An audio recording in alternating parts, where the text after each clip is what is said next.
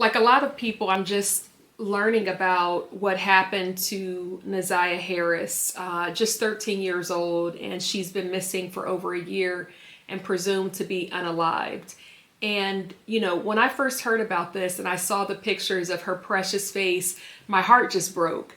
And what I thought is that, so many times I think we get it mixed up. We think that putting a child on a nice outfit, combing their hair, cutting their hair really nice, maybe having their hair braided, and the child looks nice, but that doesn't tell the whole story. Posting photos on Instagram when our kids are looking their best, sharing picture day photos, that is easy to do for some people, but it doesn't describe whether or not we are good, healthy, attentive parents. I think good parenting is about whether we are providing as well as protecting. It's about whether we are investing in the child as well as ourselves. It's about whether or not we are creating a safe and a nurturing home for that child to grow up in and to flourish. And I think that, NaZiyah was violated in the worst kind of way, repeatedly. And it wasn't her fault. Her little brain, let alone her body, it was not developed. I don't subscribe to this notion of young girls being fast. If a young girl is fast, you have to ask who taught her to behave that way. Where was the behavior modeled? And if she's doing things that are out of character, or he's doing things that are out of character, we have to ask why. And rather than responding to the symptom of what we see, we should be getting to the root cause. But it is just baffling to me that, that this young girl could be violated repeatedly and no one stopped it. I'm disgusted and I'm appalled that a grown man was able to get to this young girl, and again, no one stopped it. It is truly heartbreaking, not just for NaZiyah, but we know that this kind of situation is not an anomaly. Black girls are more likely to be abused, more likely to be presumed older than what they are, less likely to be viewed as deserving protection. And so this situation is about NaZiyah, but I also think about the girls who are in our community, the girls who are in our family, and the kind of love and protection that we provide to them. And, it's really sad.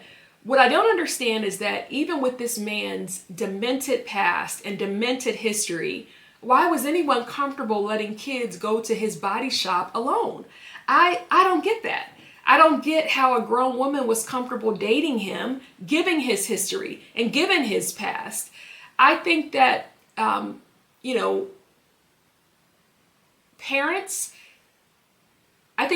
is about sacrifice, and it's about saying no in order so that you can say yes to your child.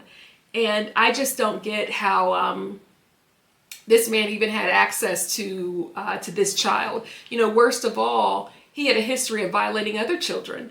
And it seemed like NaZiyah and possibly others were just served up to him on a platter. And she should be alive. Instead, again, she's been missing for over a year. She's presumed unalive. And there's been so much coverage of the hearing to determine whether or not he would stand trial. I'll tell you, I'm glad that he's standing trial. And I wonder if it's possible for anyone else to be held accountable for not seeing and not stopping what was happening. As disturbing as this case is, it offers so many reminders, so many painful reminders. Again, there are countless boys and girls who are similarly vulnerable, who are similarly being violated. And sometimes by strangers, often by family and by family friends. I think that parents and guardians and caregivers and really all adults have a responsibility to keep all children safe. We have a responsibility to ask questions. We have a responsibility to be suspect and to check in, to figure out what's happening with children in our community. I think that all adults have a responsibility, whether it's your child or not, to ensure that their home is safe for children. And as I thought about this, I thought about my mom, and I'm so thankful for my mom. She provided a safe, a nurturing, and a clean home. We never had to worry about waking up and there were strange men in the house. She was careful who she brought into our home. She was careful who she brought around us. She took us everywhere with her. You saw her, and you saw her 3 kids in tow. She was always caring. She was always checking on us. But the other thing is, she was very prayerful. For as long as I can remember, she was prayerful. She was discerning. She operated in the spirit of prophecy. I remember, I think me and my sister and brother were probably in middle school. And my mother, we were getting ready for school. My mother called us into her room, and she had been sleeping. She woke up, and God gave her the name of a student who went to school with us. Now, we had never mentioned this student, I think because he was a couple years ahead of us. But my mom, God gave my mom the name of this student. She called us into the room, and she told us that she had just had a dream about her and about this student, and God had spoken to her about this student, and she wanted us to stay away from this person. Now, she didn't know this because this person was not in our orbit, but this kid was not a good kid. He was into all kinds of things, and God spoke that to her, and then she told us as a warning. I believe that when we're parenting, if we trust God and if we put our kids in God's hands and then we keep our eyes open and we're watchful and we're sensitive to the spirit and we're sensitive to what's happening to our children and around our children, I think more kids could be saved and could be safer. So, this is just, I just wanted to acknowledge how disappointing and how painful the situation is, and how incredibly sorry I am that no one stopped this abuse and this baby lost her life. And even as her life has been taken, I think about her cousins.